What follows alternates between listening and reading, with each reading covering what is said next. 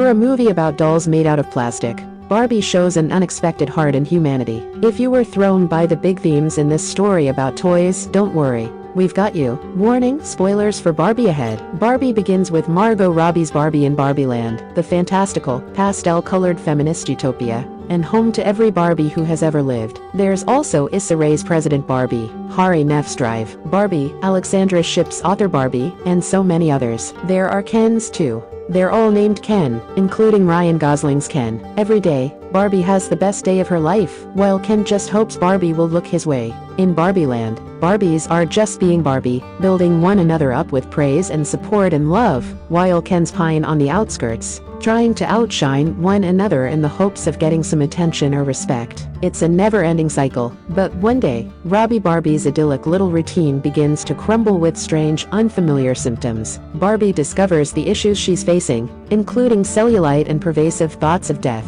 You guys ever think about dying? Are the result of the tether between Barbieland and the real world? Basically, the Barbies in Barbieland are tied to the humans who play with them in the real world. Whatever child is playing with this particular Barbie is struggling with more complex issues, and they're poisoning her otherwise perfect existence. The only way for her to restore herself to factory settings is to physically go into the real world, a place that the residents of Barbieland have some major misconceptions about. Once she traverses the theoretical wormhole between the two realms with her stowaway Ken in tow, Barbie is immediately struck by the power structure in the real world. Simply put, men rule the world here, and women do not. A paradigm shift that perturbs Barbie, but intrigues Ken. If that culture shock wasn't enough, when she finally finds Sasha, the young girl Barbie saw in her visions as the disaffected child causing her issues, she is stunned to discover that she and her Gen Z friends hate Barbie. She's shaken by the passionate, damning indictment they inflict upon her, noting Barbie's toxic cultural footprint,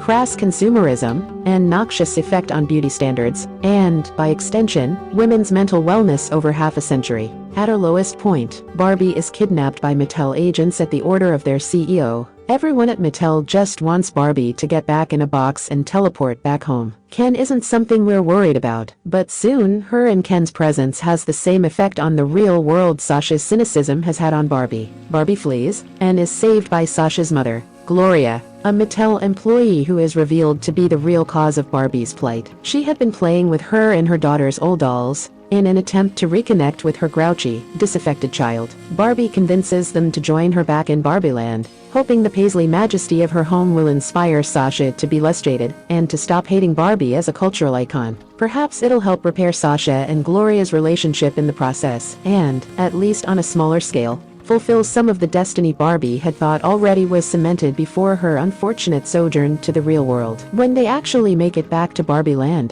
they discover it is not what it once was. It is now Kendom. Robbie's Barbie has no real allies among the dolls, and doesn't feel special enough to enact change with President Barbie and the others, having given in to being housewives. So our Barbie lays down and gives up, to escape the macho madness that Barbieland has become. Gloria, Sasha, and Barbie hide at Weird Barbie's compound. Gloria gives Barbie a dramatic and heartfelt speech about the inherent difficulty of being a woman, and it snaps Barbie out of her doldrums. The gang deprograms Author Barbie and puts together an elaborate plan to do the same to the other Barbies one by one. The liberated Barbies will distract the Kens, while Gloria gives the other Barbies the talk that brings them back to their senses. Step 2 of this plan is to systematically deflate the Kens' egos and set them against one another, continuing to hide in plain sight, under the guise of obedient housewives, until the right time to strike. Gosling's Ken is hurt by the sight of his Barbie flirting with his arch-rival, Simuliu's Ken, leading the Kens to go to literal war with each other.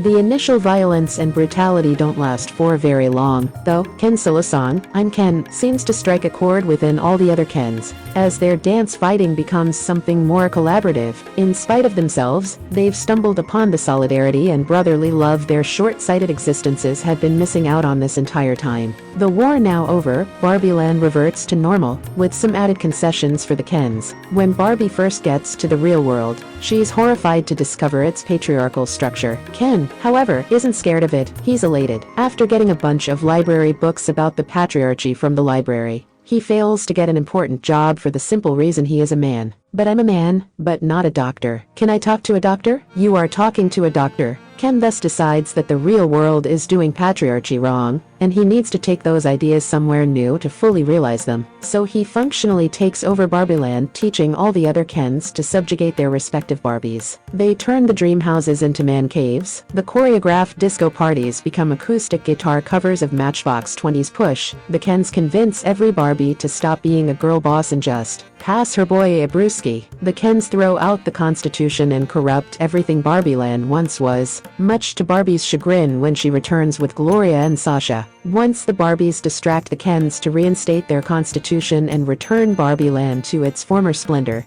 Ken still doesn't know who he is or where he belongs. He realizes he lost his enthusiasm for patriarchy when he discovered it didn't involve horses to the degree he once imagined. Barbie apologizes for the way she treated Ken, but has to caution him that this isn't a happy romantic ending for the two of them. She says he needs to spend time and energy defining his own place in this world outside of trying to court her. President Barbie agrees to give the Kens more representation in their government. Meanwhile, the Mattel execs who cross the beach portal are satisfied, agreeing to start producing Gloria's idea for an everyday Barbie. Everyone gets some kind of conclusion they find satisfying, that is, except for Robbie's Barbie. She wonders aloud if there's anything left for her to do, still feeling confused and bothered by all she's experienced. She still sees herself as too ordinary and unexceptional to deserve the kind of happy ending a movie like this is supposed to have. But that's when Ruth Handler, the creator of Barbie, played by Ray Perlman, appears. She's essentially God in Barbieland, and she offers Barbie some holy counsel. Handler talks to Barbie about the true nature of life and death, along with what it means to be a human. Moved by all this, Barbie asks if she can be a human, too.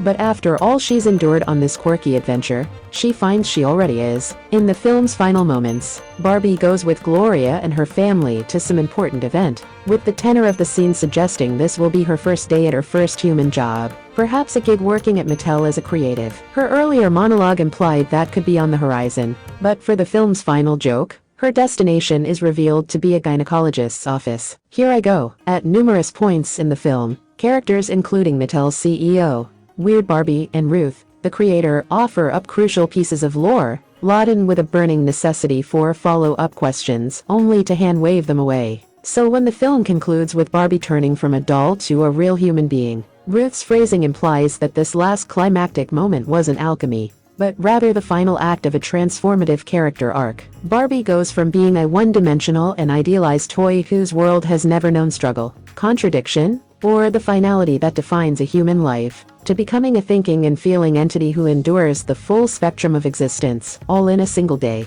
By pulling Barbie out of the fictional and aspirational artifice she was born into, and placing her within our very real world and all its complications, she ascends from dollhood to womanhood, bearing the massive weight her gender must shoulder to simply exist. It's easier to believe Barbie became human by virtue of magical transformation, like Pinocchio. And that's a valid reading of what happens, but it's also clear that a more pragmatic explanation is just as valid. Just like the true nature of Barbie's final evolution, the uneasy relationship between Barbieland and the real world is interesting to ponder. We're told, initially, that what happens to the dolls in Barbieland is the direct result of what the kids in the real world do during playtime. So why, then, is Mattel so afraid of a doll in the real world? And why does that give Barbieland similar power over reality? Before Barbie is a physical plaything in the real world, she is an idea, a big one, housed within a malleable plastic totem. When Sasha lashes out at Barbie, all the particulars of her scathing rant outline the many ways that Barbie the doll shapes reality.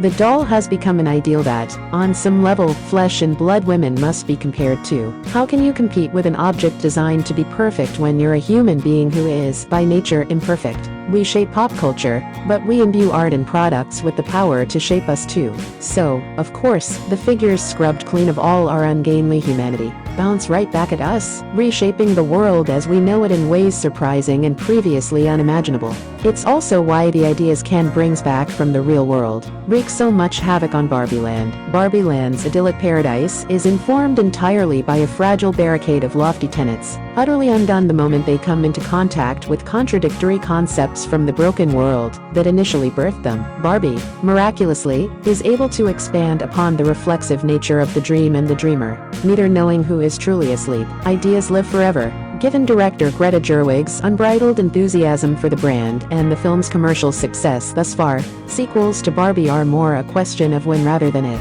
There are plenty of Barbies and Kens to follow into their own similarly metadramedy vehicles that evolve from the blueprint set out in the first film. Too many talented young actors appear here for one of them to not get another shot as their respective doll identities. But with Mattel pledging to exploit all the other toys in their massive IP toy box, there may be a larger Mattel cinematic universe that Barbie would merely be a player in. How exactly could Barbie team up with He-Man or the cars from Hot Wheels or Rock'em Sock'em Robots? If you've made it this far and have already seen Barbie, you know that the doors are blown wide open for any manner of tie-in to make some kind of emotional sense. Even if it's found to be wanting in the logic department, Barbie could end up in Eternia, and the right combination of winking, nodding, and sharply employed 80s or 90s needle drops on the soundtrack will smooth over any rockiness between the various brands' respective identities. Reviews of Barbie have called it movie of the summer, as well as one of the best of the year, highlighting Gerwig and co-writer Noah Baumbach's script, as well as her direction.